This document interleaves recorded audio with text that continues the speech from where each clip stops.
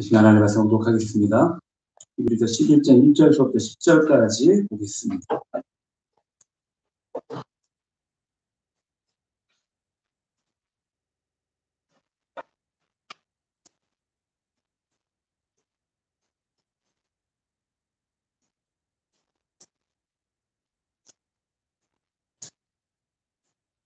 히브리서 11장 1절부터 10절까지 찾으셨으면 우리 한 절씩 교독드리겠습니다. 제가 먼저 공독하겠습니다. 믿음은 바라는 것들이 실상이요 보이지 않는 것들을 증거니 믿음으로 모든 세계가 하나님의 말씀으로 지어진 줄을 우리가 아나니 보이는 것은 나타난 것으로 말미암아 된 것이 아니니라. 믿음으로 아벨은 가인보다 더 세상에 하나님이 그 예외에 대하여 죽어났습니다. 그가 죽었으나 그를 믿음으로써 믿음으로 에녹은 죽음을 보지 않고 옮겨졌으니 하나님이 그를 옮기심으로 다시 보이지 아니했느냐. 그는 옮겨지기 전에 하나님을 기쁘시게 하는 자라는 증거를 받았느냐. 믿음의 역시는 하나님을 기쁘시게 하고 하나님께 나아가는 자는 그를 시기가 될 수 있고 또한 그가 자기를 찾는 자들에게 상 주시는 이심을 믿어야 합니다. 믿음으로 노아는 아직 보이지 않는 일에 경고하심을 받아 경외함으로 방주를 준비하여 그 집을 구원하였으니 이로 말미암아 세상을 정죄하고 믿음에 따르는 의의 상속자가 되었느니라. 믿음으로 아브라함은 부르심을 받았을 때 순종하여 장래의 유업으로 받은 알바를 알지 못하고 남았으나 믿음으로 그가 이방의 땅에 있는 것 같이 약속의 땅에 거류하여 동일한 약속을 유업으로 함께 받은 이삭 및 야곱과 더불어 장막에 거하였으니 이는 그가 하나님이 계획하시고 지으실 터가 있는 땅을 받았습니다. 아멘. 잠시 교회 소식 말씀드리겠습니다. 10월 마지막 주일 마지막 날입니다. 10월에 하나님 은혜 가운데 잘 보내주시기 바랍니다. 5번째 주일 예배를 대면과 온라인 예배를 드립니다. 오늘까지 정부 방침 4단계로 우리는 예배를 드립니다. 하지만 다음 주부터는 우리 성도님들 교회에서 다 모여서 예배를 드릴 수 있습니다. 그러니까 지금 쉬고 계시는 성도님들 그리고 나오지 못하시는 성도님들 꼭 연락하시고 서로 돌보셔서 다음 주부터는 모두 다 나와서 하나님 앞에 예배 드릴 수 있는 그런 귀한 우리 교회가 되었으면 합니다. 인터넷으로도 예배 영상을 만들어 올립니다. 꼭 유튜브로도 예배를 드리시길 바라고 혹시라도 그 주에 설교가 말씀이 궁금하시다면 동도전 침례교회 유튜브 검색해서 들어가시면 그 안에 영상들을 잘 올려놨습니다. 성도님들 꼭 많이 이렇게 보시고 하나님의 은혜를 더욱 누리시기를 바랍니다. 신약 역사 순으로 성경 읽기 사도행전 로마서 골로새서 빌레몬서입니다. 계속해서 사도 바울의 그 전도 여행을 따라서 이렇게 말씀이 이제 전개가 됩니다. 꼭 읽으시기를 바랍니다. 우리 아이들 특별히 다음 세대 고3 희망이 정욱이 나윤이 그리고 중3 주원이를 위해서 기도해 주시기 바랍니다. 그리고 11월 18일이 수능일입니다. 우리 교회 다음 세대 우리 아이들 특별히 교회 잘 오지 못하지만 절대로 그 아이들의 신앙들이 떨어지지 않도록 교회와 분리되지 않도록 기도해 주시고 학업과 취업을 위해서도 반드시 기도해 주시기 바랍니다. 어려운 시기입니다. 우리가 서로도 사랑하고 위로하고 격려하고 기도해 주셔서 그래서 하나님의 영광 우리 교회가 임하는 교회가 될 수 있도록 기도해 주시고 정말 어려운 때지만 그럼에도 주님의 은혜로 돌파하는 그런 교회가 될 수 있도록 우리 성도님들 반드시 기도해 주시기 바랍니다. 아울러서 저도 이번 주부터는 마스크를 좀 벗고 예배를 드립니다. 2차까지도 주사다 백신을 맞았었고 그리고 이제 우리 교회에서도 이제 다음 주부터는 다 모여서 예배 드릴 수 있기 때문에 저도 이번 주부터는 마스크를 벗고 예배를 드리고 예배를 인도합니다. 우리 성도님들 어려울 때지만 마스크를 벗는 그날까지 반드시 기대하시고 소망하시며 하나님의 우리 가운데 더욱더 넘칠 수 있도록 반드시 기도해 주시기 바랍니다. 이 시간 우리 같이 찬양 드렸으면 좋겠습니다. 주님 큰 영광 받으소서. 특별히 우리 찬양 가운데 거하시는 주님, 우리 삶을 통해서 하나님의 영광이 우리 가운데 넘치는 그런 믿음의 고백이 될 수 있도록 찬양드리고 같이 찬양드리겠습니다.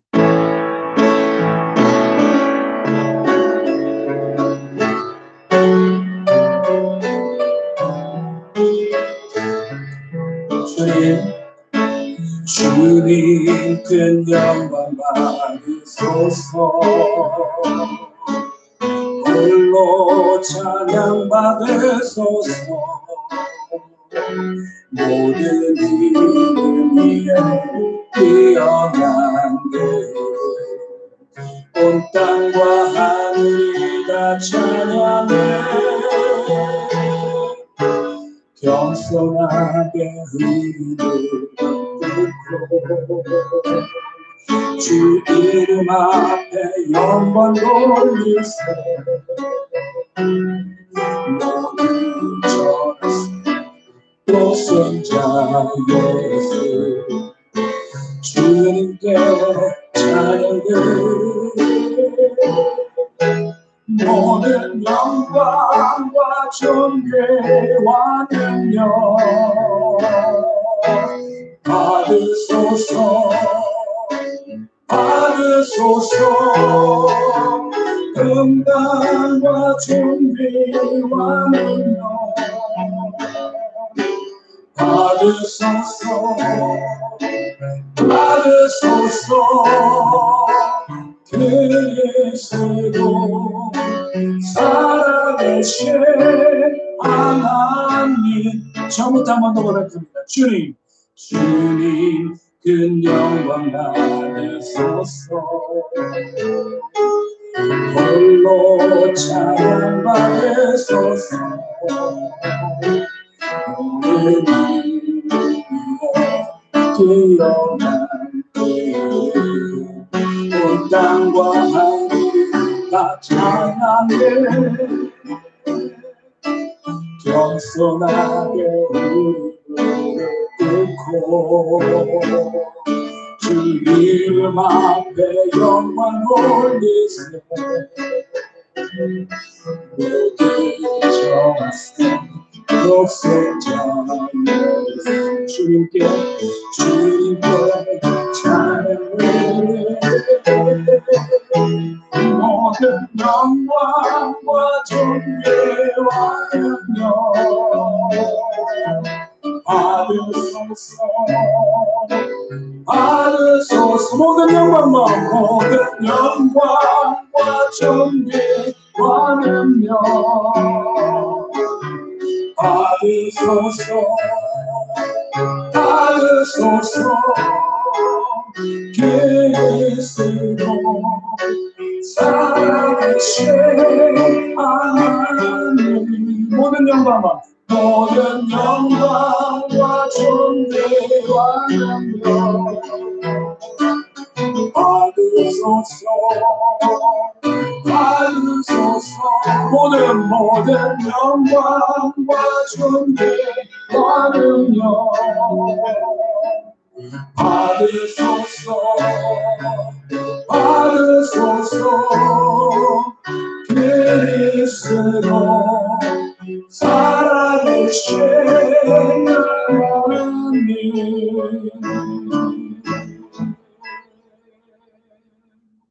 잠시 기도드리겠습니다. 사랑하는 은혜가 풍성하시고 자비로우신 하나님 감사드립니다. 우리 귀한 날 허락하시고 아버지 정가문 나오신 은혜를 주심을 감사드립니다.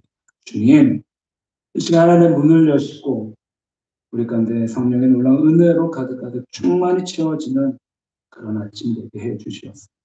이 땅을 사랑하는 성도의 삶 가운데 주님이 주신 은혜로 넉넉하고 풍요롭고 부요한 그런 성도의 삶이 되게 하여 주시옵소서. 특별히 믿음이 과연 무엇인지를 더 깊이 깨달아 알게 해주시고 이 땅 가운데 믿음으로써 승리하고 성공하는 귀한 인생 되게 해 주시옵소서.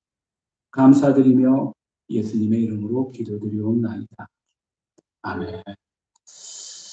아멘. 우리 앞뒤로 옆으로 인사 한번 나눴으면 좋겠습니다. 반갑습니다. 잘 오셨습니다. 감사합니다. 해마다 연초가 되면은 수많은 기업들이 신입사원을 뽑게 됐죠. 많은 그리고 사회초년병들이 또한 대학을 졸업하거나 고등학교 졸업하는 친구들이 연초에 좋은 직장을 들어가려고 수고하고 했습니다. 세상에서 이처럼 일반적인 회사에서 신입사원들을 향한 어떤 공고라든지 모집 요강을 낼 때 여러 가지 응시 자격을 기재 합니다. 커다란 대기업일수록 응시 자격은 더욱더 까다로워지는 것을 우리는 볼 수 있죠. 대졸이어야 하고 토익이나 토플은 몇 점을 맞아야 되고, 그리고 언어 연수는 어디로 다녀와야 되는지, 자격증은 또 뭐가 필요하고 뭐가 되는지에 대한 이런 것들이 굉장히, 이렇게 사원 모집 공고에 응시 자격을 기재하는 것은 이런 자격이 있는 사람들만이 이런 회사에 지원할 수, 기재하는 것은 이런 자격이 있는 사람들만이 이런 회사에 지원할 수 있다는 것입니다. 응시 자격이 갖추어지지 않는 사람들은 아예 응시 자체를 하지 못하죠. 아마 이 세상에 존재하는 회사나 수많은 조직들은 그 나름대로의 구성원들이 갖춰야 할 분명한 요구 조건들이 있습니다. 하지만 교회는 그렇지 않습니다. 교회라는 연합체는요, 어느 누구도 들어올 수 있는 그런 연합체입니다. 나이 상관없습니다. 경력도 상관없습니다. 신분도 상관없습니다. 가진 것이 없어도 좀 못 배워도 괜찮습니다. 누구에게나 열려 있는 것이 바로 교회입니다. 믿는 것이 바로 교회입니다. 믿음도 마찬가지이지요. 믿음을 가지는 것은 어떤 자격이나 조건도 필요 없습니다. 똑똑한 사람만 믿음을 가지라는 법도 없습니다. 배우지 못한 사람도 얼마든지 믿음을 가질 수 있고, 세상에서 여러 사건과 사고를 친 사람이다 할지라도 믿음을 가질 수 있습니다. 가난한 사람도 부유한 사람도 믿음을 가질 수 있습니다. 어떤 사람들도 믿음을 가질 수 있죠. 그러나 믿음은 모든 사람이 가질 수 있는 것은 또 아닙니다. 어떤 의미냐? 데살로니가후서 3장 2절에 믿음은 모든 사람의 것이 아니다라고 말씀하고 계십니다. 믿음은 모든 사람의 것이 아니다. 성경을 보면은요, 실제로 인간의 이성으로 이해되지 않는 그런 수많은 장면들이 등장합니다. 하나님께서 말씀으로 천지를 창조하셨고, 저기 중동 어느 지방에 가면은 그곳에 에덴 동산이 있었다라고 말합니다. 공해가 갈라졌고, 그리고 하늘에서 만나와 메추라기가 내렸고, 하늘에서 불이 내려와 제단을 불살랐고, 살아있는 사람이 들려 올라가 하늘로 올라갑니다. 예수님께서는 남자를 알지 못하는 동정녀에게 태어나시고, 죽은 자가 살아나고, 이 외에도 더 많은 황당한 이야기가 성경 가운데 기록이 되어 있습니다. 근데 놀랍게도 이렇게 이성으로 이해되지 않는 것들이 믿어지는 것, 이것이 바로 은혜이고 믿음입니다. 그렇습니다. 모든 사람들이 이런 성경의 말씀을 믿는 것은 아닙니다. 하나님을, 예수님을, 성령님을 믿는 것이 아닙니다. 믿어져야만 믿는 것입니다. 믿어져야 되는 것. 믿고 싶어도 믿어지지 않으면 믿을 수가 없습니다. 그러므로 믿음은 모든 사람의 것이 아닙니다. 믿음은 하나님께서 그 성도에게 주시는 선물입니다. 내가 믿음을 살아가지고 산다라는 것, 이것이 바로 하나님의 은혜이고 하나님의 놀라운 복이시길 믿으시기를 바랍니다. 신약은, 성경은요, 신약 27권에 260장으로 이루어져 있고, 구약은 39권에 929장으로 이루어져 있습니다. 그러니까 신약과 구약의 장수를 다 합치면 1189권이 됩니다. 9장이 됩니다. 그 중에 굉장히 특별한 장들이 있는데요. 잘 아시다시피 고린도전서 13장은 사랑장이라고 불려집니다. 고린도전서 15장은 부활장이라고 불려지고요. 그리고 지금 오늘 우리가 봉독했던 히브리서 11장은 바로 믿음장이다라고 말합니다. 왜 믿음장이라고 할까요? 특별히 히브리서에는 이 믿음이라는 단어가 굉장히 많이 등장하는데, 히브리서에만 믿음이라는 단어가 약 30번 정도 나옵니다. 그리고 그 중에 히브리서 11장에 믿음이라는 단어가 총 25번 등장합니다. 그래서 히브리서 11장을 믿음의 장이다라고 말하죠. 믿음의 장에서는 말 그대로 믿음의 용사, 믿음의 선진들, 믿음의 선배들이 믿음으로만 끝나는 것이 아니라 입술로만 끝나는 것이 아니라 그 믿음이 삶의 행함으로 드러나 나타나게 됩니다. 그런 믿음의 행함의 일치로 승리하였음을 기록하고 있습니다. 그리고 하나님께서는 믿음의 선진들처럼 이 세상을 살아가는 인생들에게 오직 믿음으로 바라보며 승리하라고 말씀하고 계십니다. 그렇다면 우리 믿음의 선진들이 보여준 곧 이 땅을 살아가는 성도들이 세상을 바라보며 즉시해야 하는 것, 곧 가져야 할 믿음은 어떠한 모습들일까? 간절히 말하는 것은 오늘 사랑하는 성도님들 삶 가운데 오늘 말씀을 통하여 우리 믿음이 더욱더 굳건한 반석 위에 실상, 현실, 실체로 다가오는 그래서 세상에서 흔들리지 않는 귀하고 복되고 아름다운 믿음의 성도님들이 되시기를 주님의 이름으로 간절히 축원합니다. 아멘. 자, 첫 번째는요. 오늘 성경 11장 1절에 뭐라고 말씀하시느냐? 믿음은 바라는 것들의 실상이요 보이지 않는 것들의 증거이다라고 명확하게 말씀하고 계십니다. 자, 믿음은 바라는 것들의 실상이요 보이지 않는 것들의 증거. 자, 현대인의 성경에서는요. 이 표현을 어떻게 말씀하고 계시느냐? 믿음은 바라는 것들의 실물이라고 합니다. 자, 오늘 11장 1절 가운데 가장 중요한 단어가 바로 실상입니다. 실상. 사실 우리의 삶의 언어에서 실상이다라는 표현을 많이 쓰지 않기 때문에 이 실상이라는 개념 파악이 참 어렵습니다. 그래서 현대인의 성경에서는 이 실상을 뭐라고 말하느냐? 실물이라고 해요. 실물. 자, 믿음에 대해서 너무나 분명하고 정확하게 그래서 히브리서 11장 1절은 표현하고 계시는데 이 실상이라는 단어가 정말 중요한데 성경 가운데는 두 가지 의미로 드러내고 있습니다. 실상이라는 단어, 이 개념을 좀 명확하게 한번 생각해 보시기 바랍니다. 원어적으로는 두 가지 의미가 있는데 첫 번째는 무엇 위에 서다라는 의미. 그러니까 무엇 위에 반석 위에 쓴 것 같은 그런 것이 바로 실상이다라는 것이죠. 이는 어떤 사건이 실제로 존재합니다. 혹은 장래, 미래이기 때문에 될지 안 될지 모르는 것이죠. 어떻게 바뀔지 변화가 될지 모릅니다. 그런데 미래에 반드시 이루어지는 것들, 이런 것들을 성취될 것이다라는 사실에 대하여 확고한 발판을 지니고 서 있는 것이 바로 실상이다라는 것입니다. 따라서 믿음은 바라는 것들이 실상이다라는 말씀은 믿음은 우리가 바라는 것들에 대한 확신을 가지고 견고하게 설 수 있도록 하는 확고한 발판의 의미라는 것이죠. 이거 첫 번째입니다. 견고한 확실한 발판, 이것을 실상이다라고 하죠. 그 두 번째 의미는 예수님을 가르쳐 뭐라고 우리가 하느냐 말씀하시는 하나님의 본체다라는 표현을 씁니다. 하나님의 본체. 여기서 말씀하실 때 그 본체와 동일한 단어가 바로 실상입니다. 전혀 허상이나 거짓이 아니죠. 예수님은 성부 하나님의 실상이에요. 본체셔요. 전혀 거짓이 아닙니다. 허상이 아닙니다. 실상이죠. 실체, 실물을 뜻합니다.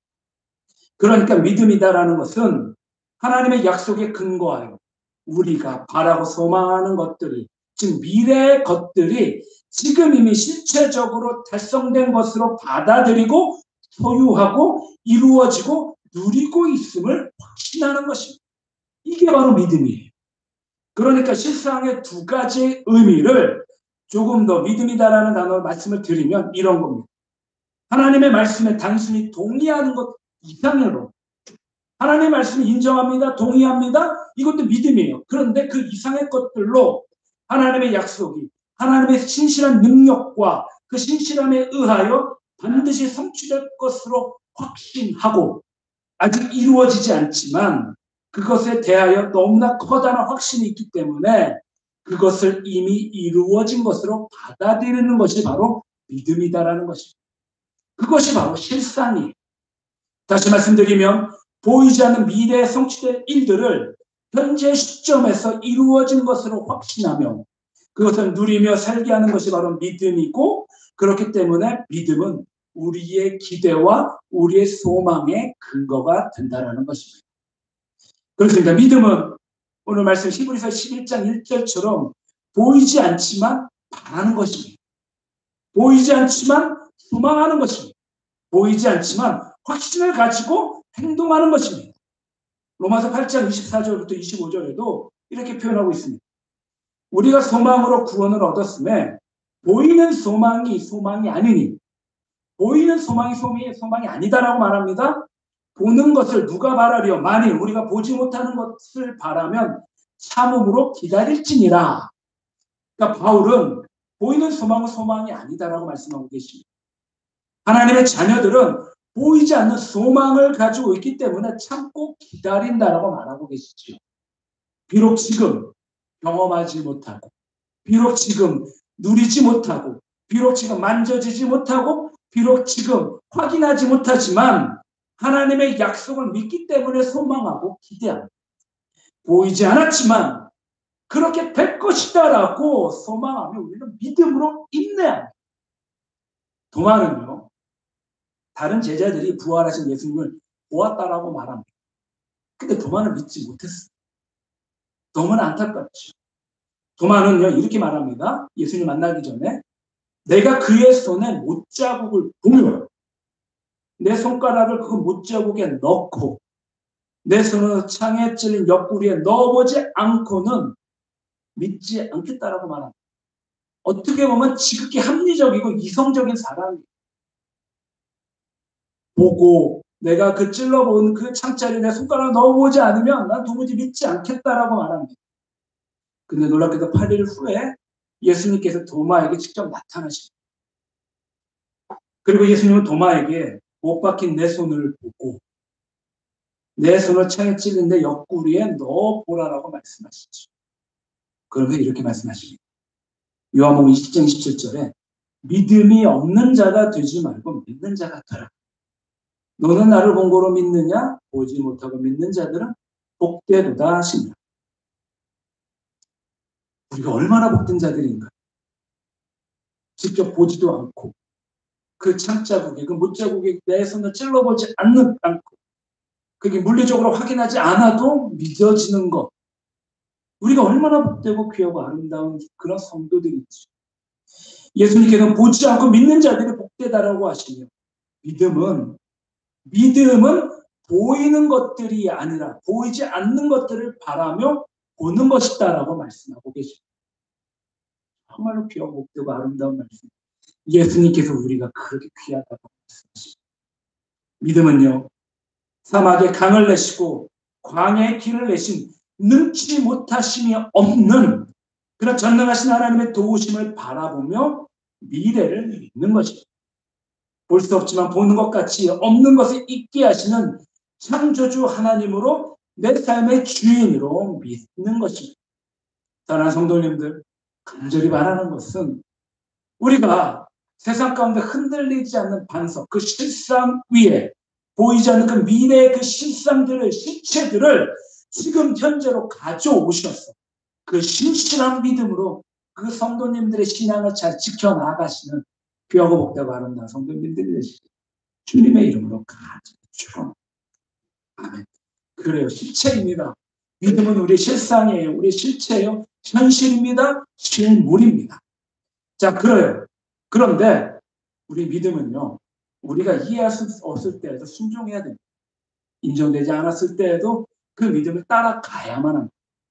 히브리서 11장에는요, 믿음으로 승리한 이야기가 최소 15명, 우리 선진들의 이야기가 나옵니다. 그 중에 노아와 아브라함의 믿음을 조금 더 이 시간에 심도 있게 좀 한번 살펴보았으면 합니다. 먼저 노아 있죠. 자, 노아가 위대한 믿음의 사람으로 뽑힌 주된 이유가 있습니다. 그것은 바로 보이지 않는 것들을 보는 믿음이 있었어요. 두 가지를 보지 못했는데 그 두 가지 보지 못한 것들을 믿는 믿음이 있었습니다. 자, 7절에 믿음으로 노아는 아직 보이지 않는 일에 경고하심을, 아직 보이지 않는 일들이 있었는데 그 두 가지를 경고하심으로 믿음으로 받아들입니다. 자, 믿음이란 미래에 일어날 일들을 확신하며 지금 준비합니다. 그리고 보이지 않지만 미래의 경고를 듣고 지금 준비하는 것이 바로 믿음입니다.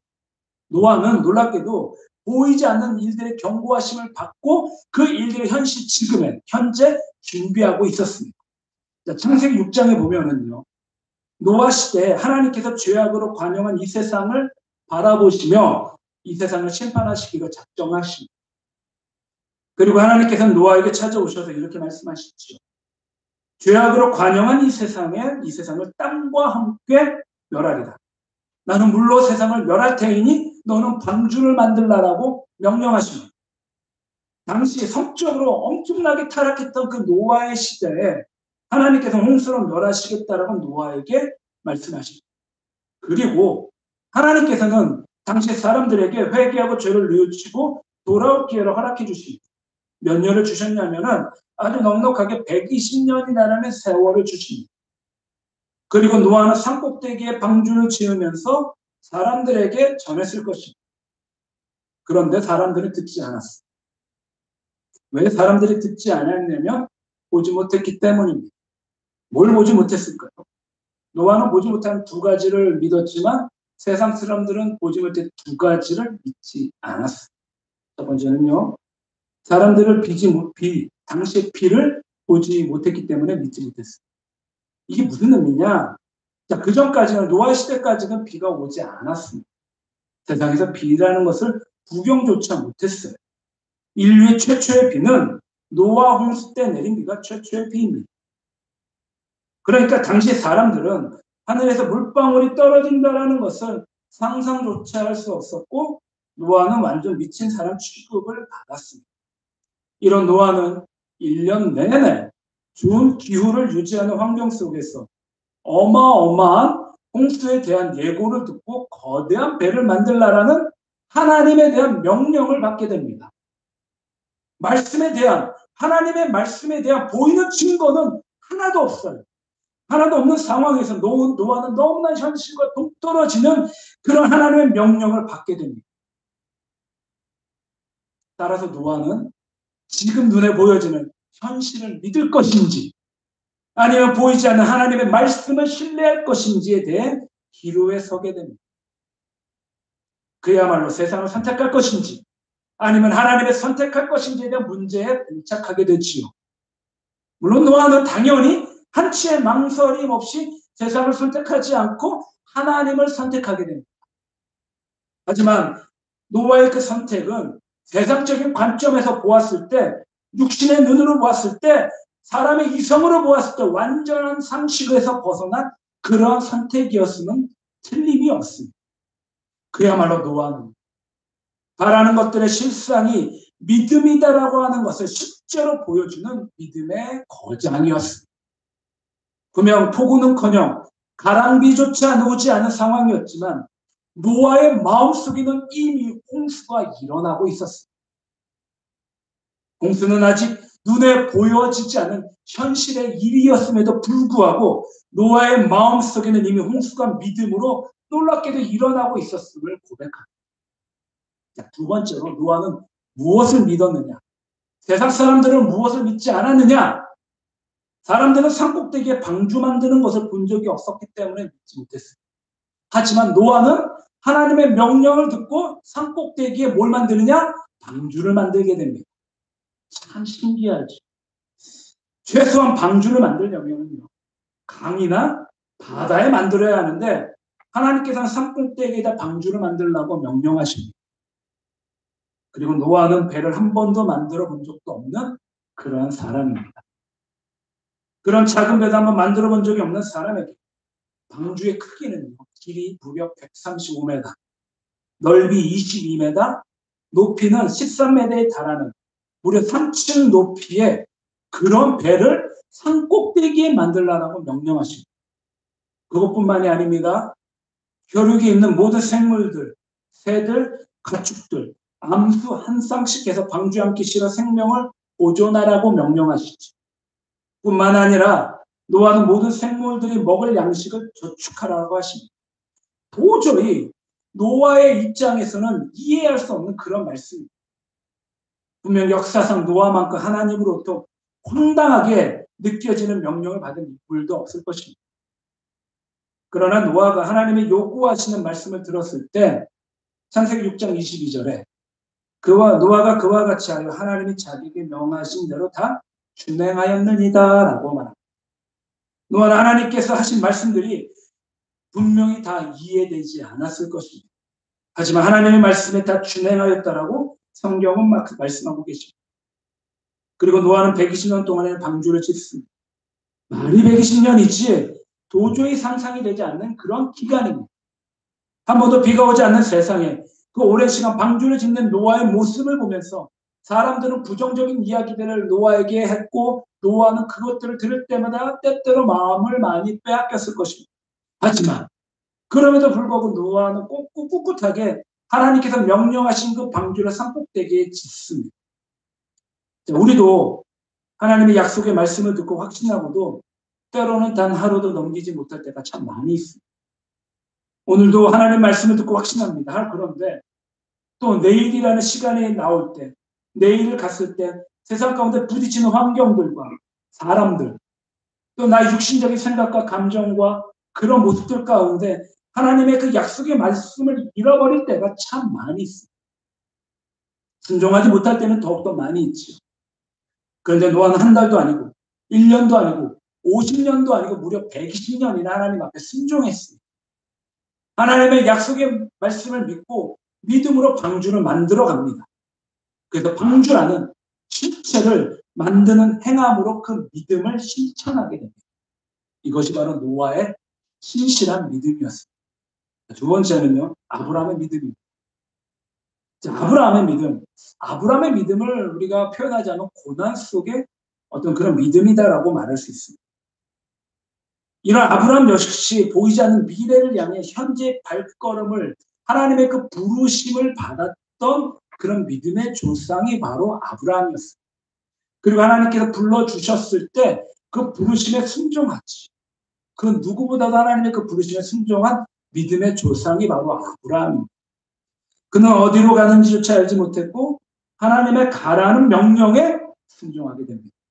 8절에 믿음으로 아브라함은 부르심을 받았을 때 순종하여 장래 유업을 받을 땅에 나아갈새 갈 바를 알지 못하고 나아갔으며, 아브라함이 하나님의 부르심을 받게 됩니다. 본토 친척과 아버지의 집을 떠날 때 확고한 목적도 없이 어디로 가야 될 것도 모르고 그냥 무작정 하나님의 음성을 듣고 나아가게 됩니다. 고향에서 편안하게 잘 살고 있었는데 어떤 세상적인 분명한 곳에 정착을 하는 것이 아니라 갑자기 가족까지 데리고 생전 가보지도 못한 장소에 무작정 떠나가라고 명령하십니다. 도대체 어디로 가라는 건지 목적지도 알지 못한 채 떠나갑니다. 이렇게 아브라함이 순종할 수 있는 비결에 대해 10절 이렇게 이야기합니다. 이는 그가 하나님이 계획하시고 지으실 터가 있는 성을 받았으며. 놀라운 믿음입니다. 아브라함은요, 하나님의 계획 아래 고향보다 더 값진 하나님께서 예비하시고 준비하신 터와 성이 있는 것을 오직 믿음으로 바라보았습니다. 그리고 하나님이 계획하신 터와 성은 이제 이스라엘 민족을 위한 약속의 땅이 되고 있었지요. 아브라함은 하나님의 약속을 믿고 현재와 미래의 불안을 떨쳐버리고 미래의 터와 그 성을 현재 바라보고 현재로 끌고 와서 하나님의 명령에 순종하게 됩니다. 이것이 바로 믿음입니다. 그런데 이런 믿음의 거장 가운데에서도요, 믿음의 조상 아브라함에게도 믿음의 큰 고비가 있었습니다. 이처럼 믿음은요, 여러 가지 삶의 시험과 어려움과 환난 가운데 더욱더 단단해지며 하나님께 나아가는 그런 열매들이 되지요. 히브리서 11장 17절에 보면 아브라함의 약속의 아들인 이삭을 하나님께 바치는 장면이 나오는데 아들을 이룰 수 있는 절체절명의 위기 가운데 아브라함의 믿음이 신실하게 돋보여집니다. 창세기 22장 2절에 보면은요, 여호와께서 이르시되 내 아들 내 사랑하는 독자 이삭을 데리고 모리아 땅으로 가서 내가 내게 일러준 한 산 거기서 그를 번제로 드리라. 비도 한 번도 구경하지 못한 맑은 날씨에 산꼭대기에 방주를 만들라고 하신 명령에 못지않게 이삭을 제물로 바치라는 하나님의 명령은 정말로 황당한 그런 명령이었습니다. 아버지의 심정을 누구보다도 잘 아실 하나님 아버지께서 어떻게 자녀를 번제로 드리라고 명령하실 수 있었을까요? 도저히 이해할 수 없는 명령이었지만 아브라함은 순종하고 또 순종합니다. 여기서 우리는 아브라함의 놀라운 믿음을 봅니다. 그것을 히브리서 기자가 이렇게 증거합니다.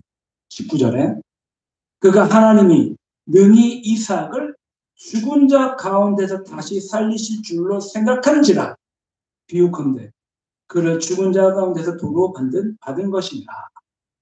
아브라함은 놀랍게도요. 믿음의 눈으로 부활을 보고 있었고 하나님께서 이삭을 아무 이유 없이 죽이실 리가 없다라고 확신했습니다. 그래서요 하나님께서 이삭을 죽인다 하실지라도 하나님께서 더 큰 일을 예비하고 계시리라 믿었습니다. 즉 하나님께서는요 그 약속의 아들 이삭을 반드시 살릴 것이다라고 확신하고 믿었다라는 것입니다. 부활이라는 미래를 현재로 가지고 와서 지금 현재 믿음의 행동을 한 것입니다. 이것이 바로 믿음은 바라는 것들의 실상이다라는 진정한 의미입니다. 사랑하는 성도님들, 우리는 이미 너무나 잘 알고 있습니다. 노아와 아브라함이 하나님 앞에 어떻게 순종해서 그 믿음의 결과가 어떻게 나아갔는지 우리는 너무나 잘 알고 있습니다. 그렇다면 이제 우리가 노아와 아브라함이 하나님 앞에 순종했던 그 모습처럼 우리가 하나님의 말씀에 더욱더 순종하며 우리의 믿음을 더욱더 성장하고 더욱더 자라가고 성숙하기를 바랍니다. 더 이상 성도는 성도의 입장이 아니라 하나님의 입장에서 생각해야만 합니다. 내가 볼 때에는 하나님의 말씀에 순종하면 어쩌면 손해볼 것 같고 힘들어질 수 있을 거다라고 생각할 때도 있습니다. 그런데 하나님의 입장에서 생각해보면 하나님께서 사랑하는 백성들이 손해보도록 하지 위해서 말씀에 순종하라고 말씀하지 않으시죠. 더 어렵고 힘들게 하시려고 말씀에 순종하라고 하시지 않는다는 것이죠. 그러게 우리는 하나님께서 이해되지 않는 말씀을 하셔도 노아와 아브라함처럼 이 땅 가운데 잘 순종하시기를 바랍니다. 이것이 바로 하나님께서 우리에게 요구하시는 믿음입니다. 이렇게 아름답고 멋지게 귀하고 복되게 순종하시는 귀하고 아름다운 성도님들이 되시기를 주님의 이름으로 간절히 축원합니다. 아멘. 자, 이렇게 믿음은 내가 이해할 수 없을 때에도 순종합니다. 그럴 때 우리는 뭐가 되느냐? 세 번째, 우리는 이렇게 우리가 순종할 때 우리는 믿음의 거장들이 될 수 있어요. 믿음의 거장. 아까 두 번째 대직관을 말씀드릴 때 히브리서 11장은 최소 15명의 믿음의 증인들을 우리 가운데 보여주고 있습니다. 히브리서 11장 믿음의 조상들은 공통적으로 보이지 않는 미래 것들을 현재 실상으로 현재 실물로 가져와서 묵묵히 믿음의 발걸음을 걸었던 그런 사람들입니다. 고난을 겪으면서도 그저 육신의 눈으로만 고난을 바라보지 않고 믿음의 눈으로 고난마저 하나님의 계획으로 받아들인 이런 믿음의 거장들이었습니다. 세상은 이런 믿음의 거인들을 어찌할 수가 없습니다.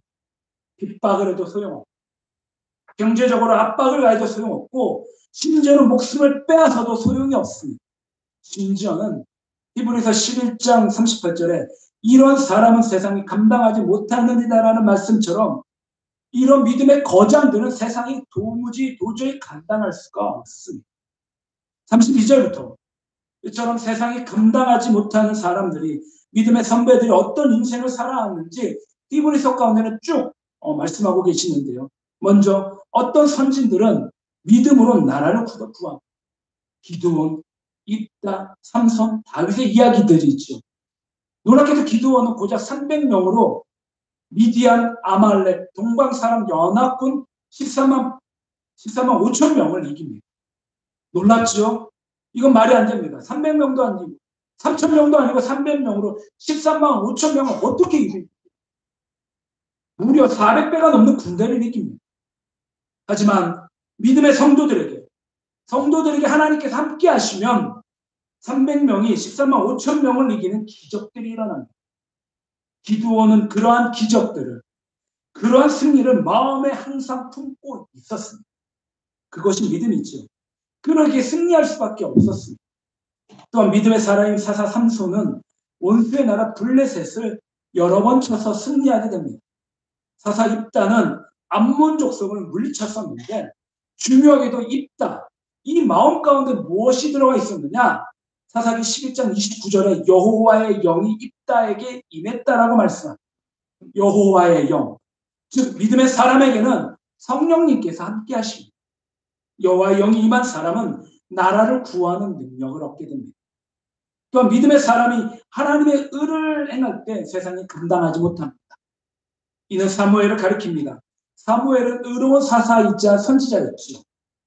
사울왕의 교만을 다스렸고 제멋대로 살아가는 사사시대를 종결시킵니다. 사자들의 입을 막은 다니엘도 있습니다. 다니엘서 6장에 보면 다니엘이 사자굴에 던져집니다. 하지만 하나님은 사자들의 입을 막아 다니엘을 덜끝 하나 다치지 않도록 그를 구해줍니다. 또 하나님께서 함께 하셔서 칼날을 피했던 선지자들도 있습니다. 다윗은 사울의 칼날을 피했고 엘리야는 아합의 칼날을 피했고 엘리사는 아람 왕의 칼날을 피합니다.